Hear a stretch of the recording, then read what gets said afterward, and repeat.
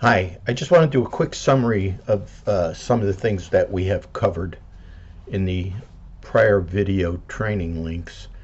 So the first thing is, if we go to our company setup page, you'll see that on the top, this is just informational: company name, address, company bank.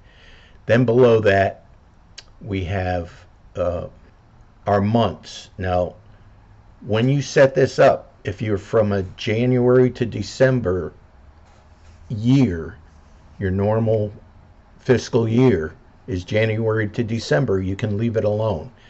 Let's say it's July to June, then you should absolutely make a change here. If you remember, we could change this to July, August, so that now you can just drag this down and it will end on June for the end of your fiscal year. Okay, so here's the thing: if let's say you have a July to June uh, fiscal year, and you don't start using this until September, and you say, well, I want September to be my first month, so I'm going to change this to say September, October, November, and so on. You're going to run into a problem because any any month that ends on month 12, which is June in this situation, should be the last month of your fiscal year. It's okay to go in and start in September if that's when you're starting to use the system, and July and August are just empty. So don't don't make the first month the month you're starting to use the system unless it's actually the month that is the first month of your fiscal year. Okay, you're going to get screwed up because if you remember, I told you the last month, month 12, which is in this case June, normally it would be December. Month 12 does not carry over to the next month. All of these months have information that carry over to the next month, particularly, in particular, I'm talking about the balance sheet information. Okay, so uh, it's not, month 12 is not carrying over to month 1 if you didn't set it up so that month 1 is the first month of your fiscal year. I hope that I made that clear. All right, the next thing I want to go over is the chart of accounts. If you remember, I said you could change these account names. I set these up as accounts that are probably going to be fairly frequently used, particularly with someone who has uh, a small business dealing in real estate or being a landlord. You can't change the cash account, you can't change the owner equity account, but you could change these other account names. Now, think about what accounts you need at the beginning of your entries for the beginning of the year. So you got a blank slate here.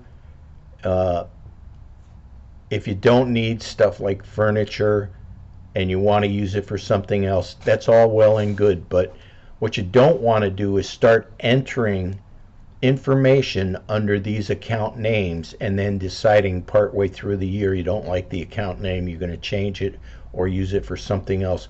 You're going to lose the fact that, hey, you had $10,000 worth of furniture here, and then in April you changed furniture to some other asset name. Now, what happened to the furniture? Well, hopefully it stayed in there for you, and it should, but it's not going to be called furniture. You're going to have to go in and figure out when you stopped entering things that were furniture. So don't change, the bottom line is don't change the account names in the middle of the year unless there's an unless here. You have absolutely no entries in that account up to the point where you may want to make the change. And it makes sense to make the change because you're not using the account name at all. So that, in that situation, it's fine. But once you start making entries into these account names, you don't want to change them, okay? So that's the takeaway on the chart of accounts. Now the next thing is financial statements. Um, all of the information in the financial statements is pulled off of the monthly input that you've got. And if you've made a mistake somewhere along the line and your financial statements don't balance, up here you will see the where it says balanced, it will say error. All right, so let me see if I can give you an example. All right, we have cash out, let's say $1,000, and we don't put an account name in. Well, we will put an account name in. We're going to say computers.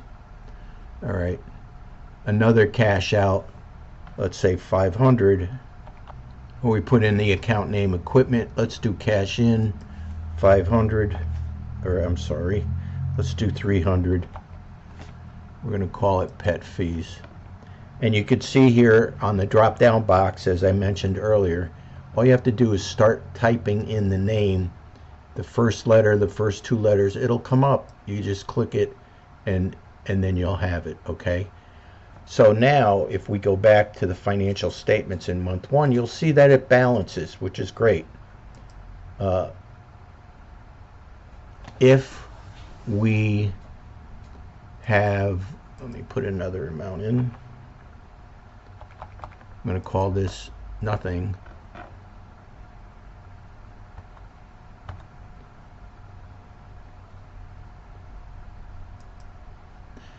You'll see that I didn't put an account name in. It didn't carry across here with change in the cash. But what happened is now your financial statements show an error. So what did I do? Go back to month one. Oh, I forgot to put an account name in here so that it would calculate across. So let's call this rents.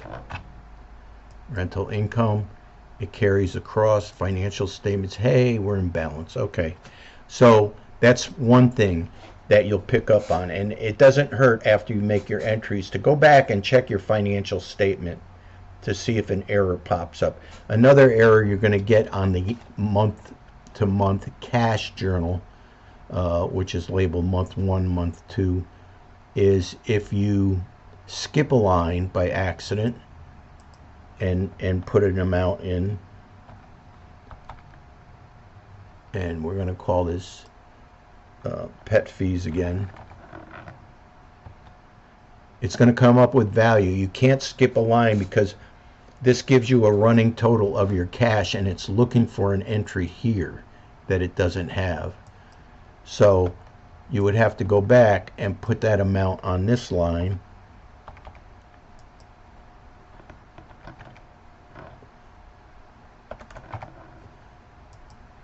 And there it would work, okay?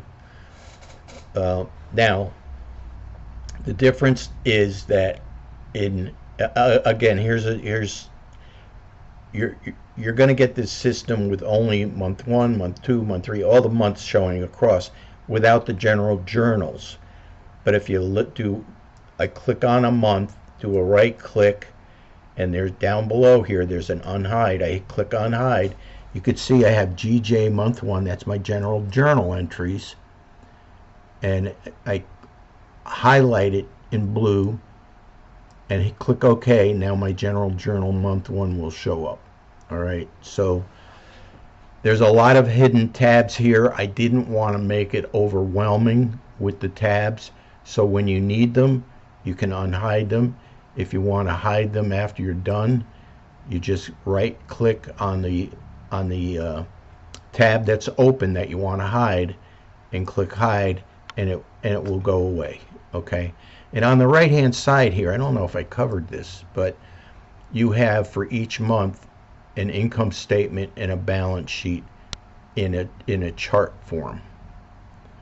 So that's just a little extra. Now if we go to the general journal, I'm going to unhide the general journal, GJ month one, okay. If we go to the general journal, uh, what you'll see here is, let's make some entries. For every debit, there's got to be a credit. But let's say we're making a compound entry here, 5,000, 250, 400.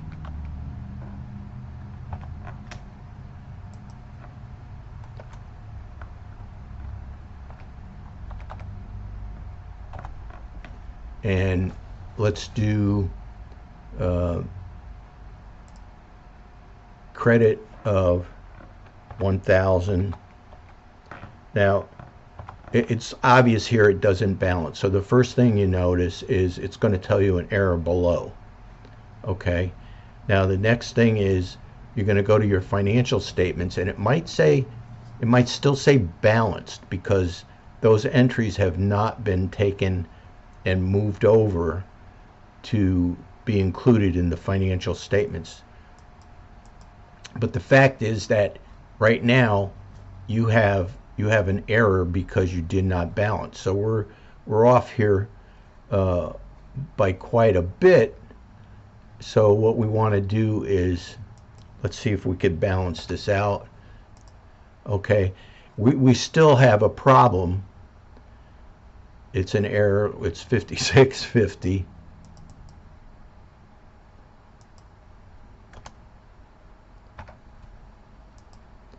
We still have a problem here that you have to be careful of. And right here, it tells you verify account names are recorded.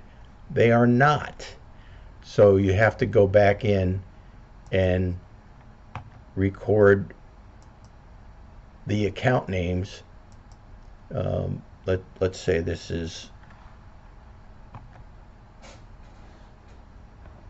computer stuff,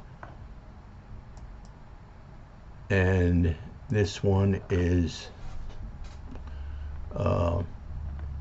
office supplies. Oh, okay, good. Now I'm good. Now you're going to still get balanced here. You didn't really do a good job verifying the account names. I go to the financial statements. There's an error. Somewhere you forgot something, and that thing you forgot was right here. I'm just going to put in here income, other income 1, just to give it an account name. Again, we're balanced. Now the financial statements are also balanced. Okay, so there are various things that'll pop up to tell you there's a mistake. One of the other things too is at the end, if you go to the year-end adjustments, which is, by the way, of ongoing trial balance, and you look at it, you're going to see if it's out of balance, you'll see it here. All right, the debits have to equal the credits. So if you made a mistake, it's going to tell you. Somewhere you'll know that you made a mistake, either the balancing, the debits and credits, or where I've suggested that you make sure you have account names recorded, and if you've only recorded some of them, your financial statements is going to show an error. So again, that's just a summary of some of the things so you don't forget. And as you know, the financial statements for the balance sheet, if there's nothing in other months going forward, you're not going to get any entries. It's going to be blank. But the year end and balance year to date, you're going to see whatever you have at the moment for the balance sheet, as well as year to date income statement. Okay, so cover one of the months, open it up, right click, unhide, and you'll see all of the hidden tabs, and pick which one you want, open it up, use it. If you want to hide it again, hide it. If you don't, just, that's fine, leave it open.